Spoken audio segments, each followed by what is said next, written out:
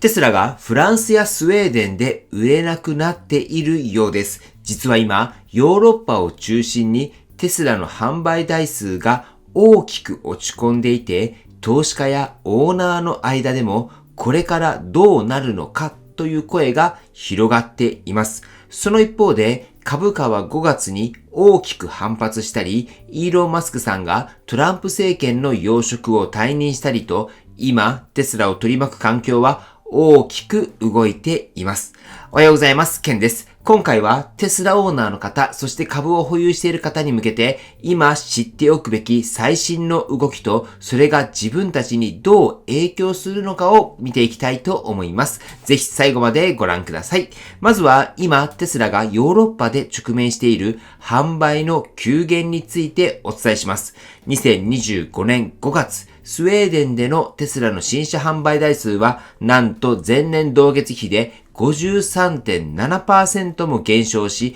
503台にとどまりました。これは業界団体モビリティスウェーデンの登録データによる正式な情報です。さらにフランスでも同じような動きがありました。2025年5月の販売台数はわずか721台で前年同月と比べて 67% も減少しています。この数字は過去3年間で最低の水準となっております。ではなぜここまで売れなくなっているのでしょうか。一つの要因として言われているのがヨーロッパ市場における競争の激化です。BYD などの中国メーカーをはじめ各国の EV メーカーが積極的にシェアを取り来ている中でテスラの価格優位性だったりブランド力に陰りが出てきているのではないかと見られています。そしてもう一つ注目されているのがイーロン・マスクさん自身の政治的な言動です。トランプ政権との関係や極端な立場への共感がヨーロッパの一部の人々にとってはネガティブに映っているという指摘もあります。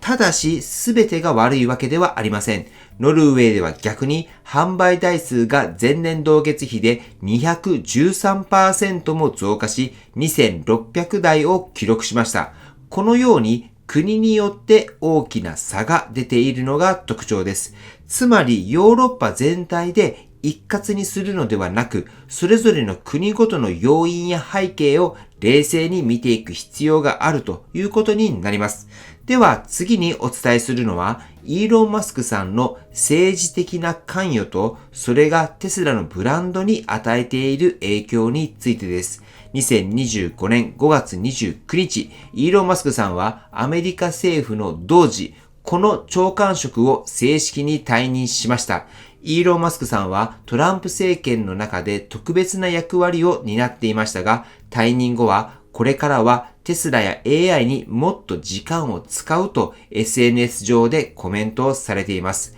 しかし、この政治的な関与がブランドイメージにどう影響しているのかというと、実はかなり深刻な事例も報告されています。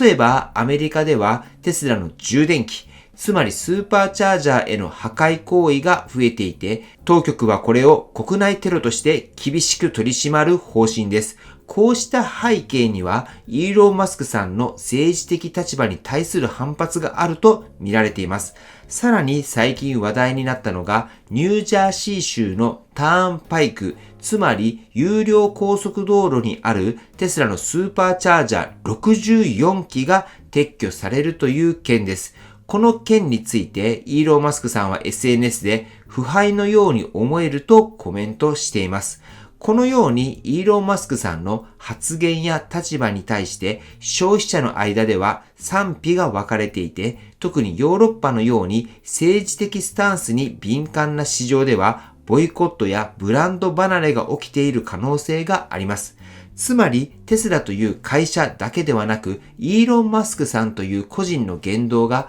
販売や株価にも影響を与える時代になっているということになります。では、こうした動きの中でテスラ株はどうなっていくのか、最後に今のテスラ株がどんな動きを見せているのか、そしてテスラの経営戦略がどう変わってきているのかについて解説をしていきます。まず、株価の動きから見ていきましょう。2025年5月、テスラ株は月間で 22.8% も上昇しました。これはマグニフィセント7と呼ばれるアメリカの主要テック銘柄の中でも最も大きなリターンとなっております。ただし年初からの累積ではまだマイナスで、2025年の年初来からは 8.65% の下落となっています。つまり今年に入ってからの下落をある程度回復したものの、全体としてはまだ戻しきれていない状態です。では次にテクニカル分析の観点でも注目すべきポイントがあります。テスラ株は重要な抵抗線である351ドル39セントから352ドル60セントの水準を先週一時的に突破しました。